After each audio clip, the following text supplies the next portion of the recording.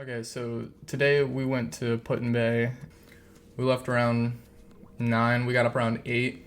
And I do not like waking up early in the mornings. I'm more of like a sleeping until like noon type of person. It was Kevin, Annabelle, Kirsten, and I. We all went today. And Annabelle was actually over here when we left. We went over and picked up Kevin. And Kevin ended up driving the whole way. Kirsten and Annabelle sat in the back. I rode passenger so that way I could record on the way up. And the drive up there was very scenic. It was very long. It was 2.5 hours. And I had to pee for the majority of the ride, unfortunately. And we had to stop and get gas.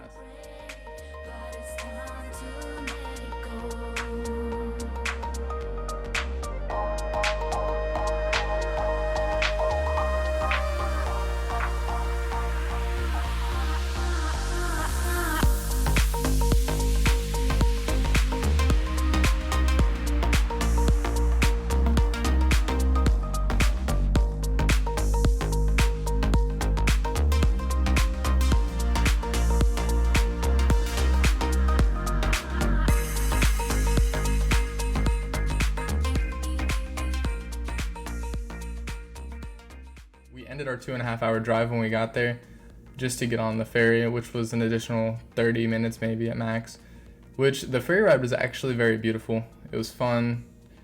It felt good out there. Like, it wasn't hot, it wasn't cold, it wasn't too sunny. It was cloudy, yes, but it's all right. It was still enjoyable.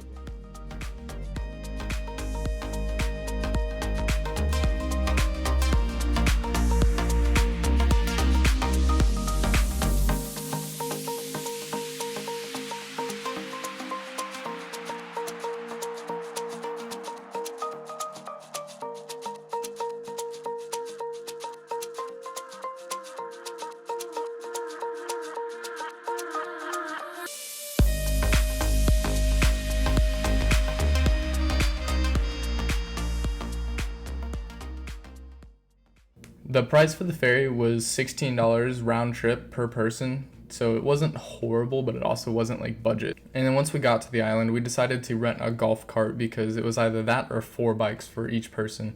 And biking around an island all day sounds fun, but not when you don't really have an idea of what you're doing. So we ended up with the golf cart, which was $47, I believe.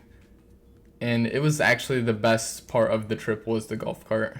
Initially, when we were driving around on the island, we thought that it was like beautiful, which it was. It looked amazing there. The houses there were awesome. Living there would be fun if you're retired and don't have the ambition to be out in the town all day.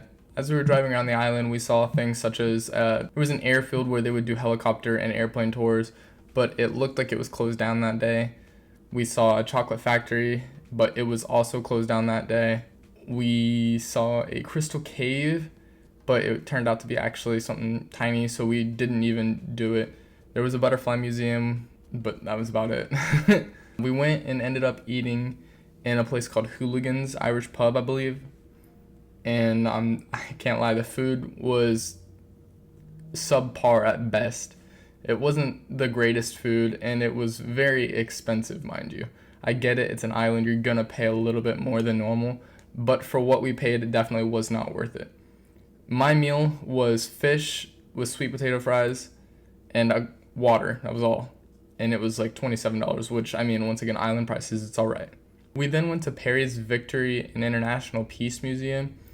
It was a very large structure, so obviously we were drawn to it. We didn't know quite what it was at the time, but it's actually a monument from the Battle of 1812. After the monument, after we explored there for a bit, we sat down, relaxed for a few minutes. We then went to the beach that was nearby. I've never seen that many dead fish beached before.